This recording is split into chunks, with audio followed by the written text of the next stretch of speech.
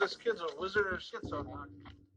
Because it was meaningless to me, I simply could not understand how anybody else could actually do that. And in many ways, I kind of secretly envied people's ability to be able to conform to the system.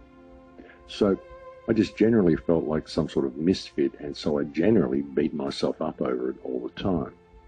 I viewed myself as not being successful simply because I didn't measure up to the social standards the system had provided to me, because I believed these social standards actually meant something. I mean, I actually used to envy people's ability to be able to talk about nothing, and I could not for the life of me fathom how they were able to have these conversations, because they simply didn't mean anything. They were just talking about the weather or what was on the television. I mean, nothing of any importance at all, and they all seemed to be quite involved in it, and I just never could figure out where to put a comment in. And if I did put a comment in, it was like, oh my God, why are you being so serious all the time? And it wasn't that I was being serious, it's just that I wanted to talk about real issues. And nobody wanted to do that. Well, nobody that I really knew anyway.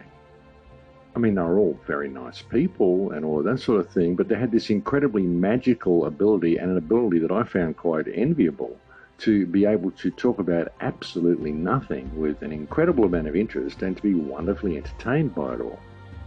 And I just couldn't figure this out at all.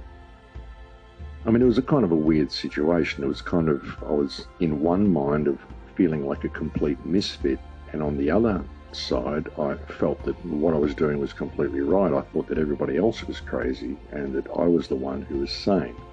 And I think this is common for most people. But you get to a point in life where you think, well, you know, it's just not working for me. Why does everything go wrong? Maybe it's not me who's the smart one, maybe I'm the insane one, and everybody else is normal. So you do have these periods. It's a kind of a love-hate relationship that you develop with yourself during the youthful part of your life. Very often people develop this type of relationship with themselves, unless they can go and immerse themselves in some business or some company or some career or apprenticeship or whatever, to gain that sort of focus and have that goal to achieve. Art, in a world gone mad, only a lunatic is truly insane.